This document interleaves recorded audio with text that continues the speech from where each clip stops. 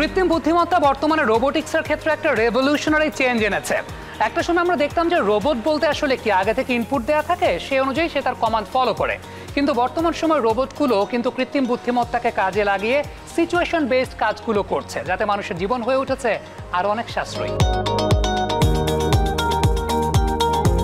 Robotics এবং AI কিভাবে আমাদের অর্থনীতিতে প্রভাব ফেলতে পারে, যে আমাদের দেশ আসলে যদি রপ্তানি বাজারের কথা চিন্তা করি, রপ্তানি বাজারটা হচ্ছে মূলত বস্ত্র শিল্প এবং ওষুধ শিল্প নির্ভরশীল। ক্ষেত্র বিশেষে আমাদের দেশে চামড়ার অনেকটা প্রভাব আছে, কিন্তু আমাদের দৈনন্দিন জীবনের সবচেয়ে যে গুরুত্বপূর্ণ উপাদান অর্থাৎ প্রযুক্তি যে পণ্য, এইখানে আসলে আমরা যথেষ্টই পিছিয়ে আছি। এই পিছিয়ে থাকা অংশটাকে যদি আমরা সামনে এগিয়ে নিতে চাই, তো আমাদের প্রথম যে বিষয়টা আসবে সেটা হচ্ছে স্কিল ডেভেলপমেন্ট। তো স্কিল ডেভেলপমেন্টের ক্ষেত্রে যেটা আসছে, ছেলে মেয়েদের আসলে প্রচুর পরিমাণে জানতে হবে, অর্থাৎ একটা হার্ডওয়্যার এলিমেন্ট কীভাবে কাজ করে। একটা স্মার্টফোনকে যদি আমরা উদাহরণ হিসেবে বেছে নেই, তাহলে প্রথম যে প্রশ্নটা আসবে যে আমার দেশের ব্র্যান্ড কি আছে। তো আমার দেশে ব্র্যান্ড তৈরি করতে গেলে আগে আসলে আমাকে স্মার্টফোন কিভাবে কাজ করে এইটা জানতে হবে। তো সেই জানার শুরুটাই হচ্ছে আসলে আগে হাতে কলমে শেখা। তো আমরা এই ফিনিক্স প্রজেক্টের কাভারেজে যেটা কয়েকটা অংশে আমরা কাজগুলোকে ভাগ করছি, যেটার মধ্যে প্রধানতম যে বিষয়টা আসে সেটা হচ্ছে ট্রেনিং। অর্থাৎ ট্রেনিংটাকে আমরা বলছি এখন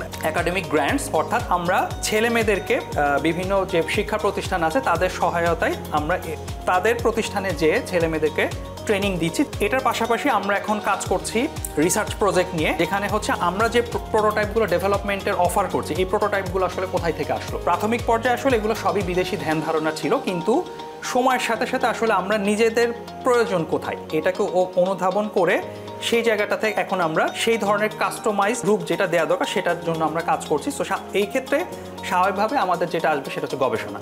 অর্থাৎ আমরা তো হাওয়া থেকে একটা জিনিস এনে দিতে পারবো না, আমাদেরকে যেটা করতে হবে যে গবেষণা অব্যাহত হবে, গবেষণা চালিয়ে যেতে হবে, এবং সেই গবেষণা লব্ধ যে প্রোটোটাইপগুলো আসছে সেগুলোকে এবার আমরা ধীরে ধীরে সামনের খাতে নিয়ে যাব।